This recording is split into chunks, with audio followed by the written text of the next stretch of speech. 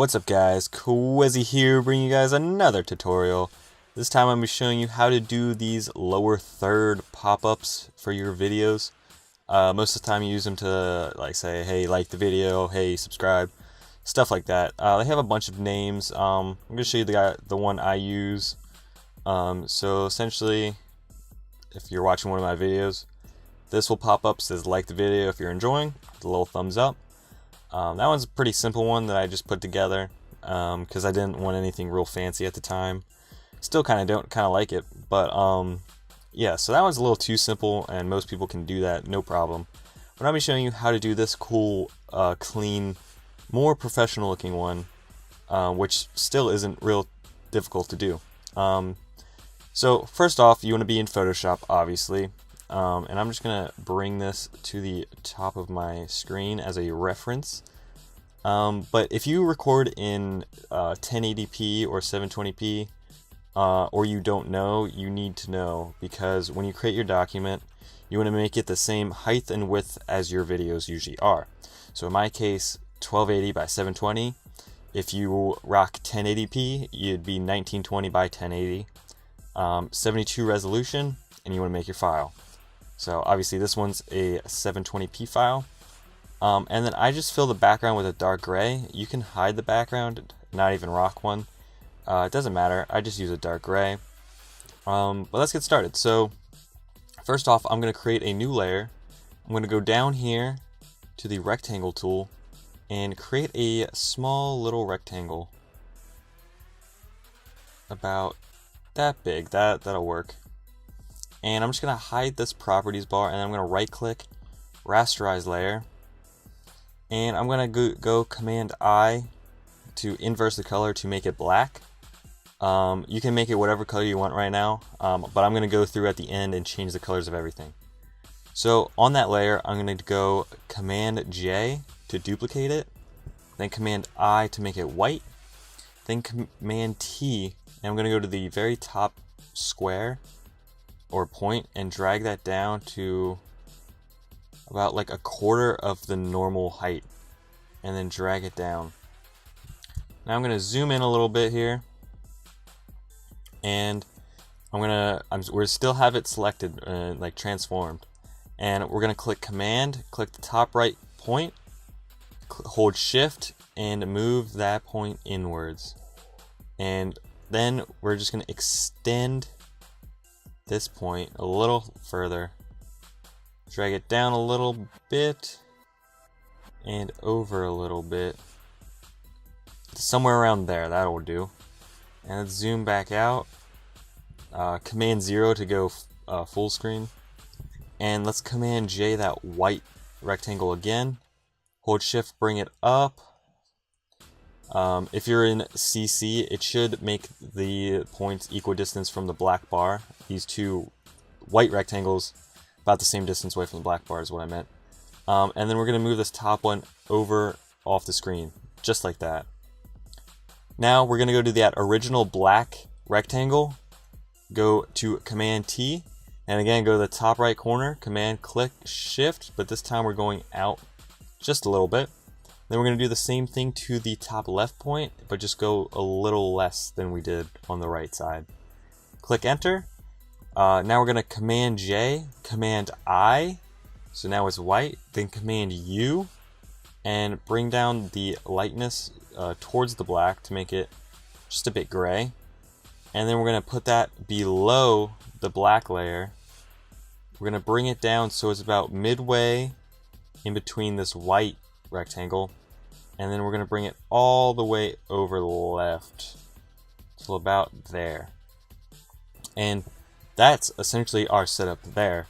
Now we want to get a cool looking thumb to act as the hey, like this. So the thumbs up's obviously social media for like the video or like this post or whatever. So you can just Google like button or thumbs up or something like that. This is one I have already in Photoshop, so I'm just going to drag it on over. As you can see, it's a bit big, so I'm going to Command T, hold Shift and Option or Alt, and kind of just size it up. I'm actually going to rotate it a little bit so his wrist is almost vertical, and about there. There we go. And I'm going to go Command U on that layer, make it completely black, and find a nice spot for it. So think that'll do. And now we want to merge all of the similar colors together. So I'm going to merge the blacks and I'm going to merge the whites, but not in a like segregation type racist way. And now we're going to do the colors. We're going to get to the text layer later, so don't worry. So for this first one, we have the top layer, we have the white bars. So we're going to double click on that, go to gradient overlay. We're going to have the angle at 0. We're going to have a black to white gradient. It's actually on reverse right now, but black to white. Make sure the black's on the left and the white's to the right. So maybe you do have to check this reverse. It just depends how your gradient is. It really shouldn't, but I think maybe I did something wrong in the process of selecting that gradient. But nonetheless, we're going to have the blend mode on normal, 22% opacity, and click OK. That is exactly what we want. Now we're going to go to the black layer, double click on that, color overlay, and now you want to select the color you want to use. So in my case, I have this pink selected, and this pink is hashtag, so like the number, FF28E3. Say that again, FF28E3 if you want to follow along. And click OK, then right click on that layer and rasterize it. Now we're going to double click on it again. We're going to go to the gradients again. And again, we want a black to white. This time we're going to go 90. This time we're going to go overlay. And let's put the opacity up at 100. See how that looks. That's looking all right. I can't really see it. I'm going to decrease it just to about 80%. That'll do. And let's go ahead to inner glow.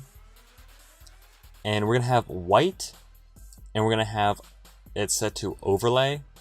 And about 61%. Choke of 0. Size. You can mess around with the size. I'm going to go around 5. Okay, that works. Now let's go to the gray square down here. So we're going to double click on that, and it's basically the like similar settings to the one we just did. So let's go to gradient.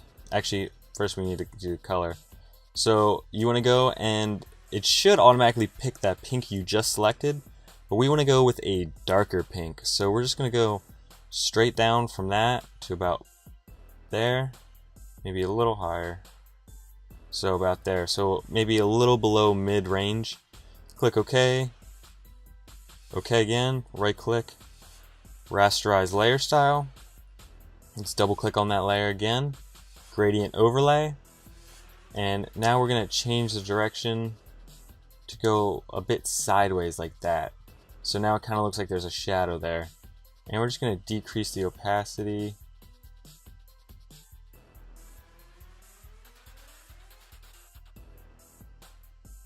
So I'm going to go with about 41%. That works. And that's about it for that. We're going to click OK and be done. So one optional step you can do, I apologize if you just heard a phone. That was my phone going off. You can go to the pink layer again and add a drop shadow if there doesn't appear to be a big enough drop shadow with the gradient on the darker layer. You can add one yourself, and basically the settings I use is like about 42 degrees. The blend mode set to multiply, black 13%, distance 8, spread 10, size 8. So something like that will work just fine. Then click OK, and now we're just going to go ahead and add text. So I'm going to go to the text tool. I'm going to make sure it's aligned left, and I'm going to click to the left of this box and just type. I'm going to put caps lock on. like the video. And the font I'm using is Pantone, what is it, black caps, right there. I have that in my font pack, which, if I remember to, I will link in the description below. And let's double click on that and add the same drop shadow we used before. Click OK. And that's essentially it. So if you notice, it's very similar to the top one I made. This one's a little lighter. I think that had something to do with the gradient, but I'm not sure what went wrong in the gradient here. Once you finish, so I'm just going to delete this original and that. Once you finish, you can put everything into a group. So I'm just going to select everything, Command G. I'm going to go down here to like all these effects and stuff, or like adjustments. I guess they're called adjustment layers, but it's like the half filled in circle thing. And you want to go to hue and saturation. And if you want, you can bump up the saturation. You can bump it down to make it duller, whatever. I'm going to keep it like +5. But then you can go and change the color to whatever you want. So if you have a different color for different type of videos, that'll work perfect, and stuff like that. Once you're done though, you want to unselect the gray layer at the bottom, and then what you want to do is go to File, and depending what Photoshop version you're in, there might be a Save for Web just below Save As, but in CC you have to go to Export, Save for Web, and then save it wherever you'd like. And then when you're in your editing program, all you need to do is either make a transition that fades it in and then fades it out, or you can just simply use some keyframing or something to make it slide in, stay for a little bit, and then slide out. Hopefully, if you guys have any experience in your programs that you use to edit, that won't be too difficult. I'm pretty sure I know how to do it in all editing programs except Premiere, because I've never used Premiere. So if you need help, drop a comment and I'll be sure to reply to all the necessary editing programs you guys need help with. But there you guys go. Thank you for watching. Hopefully this isn't too bad, not too confusing. I'll be sure to drop the PSD of this in the description at 100 likes.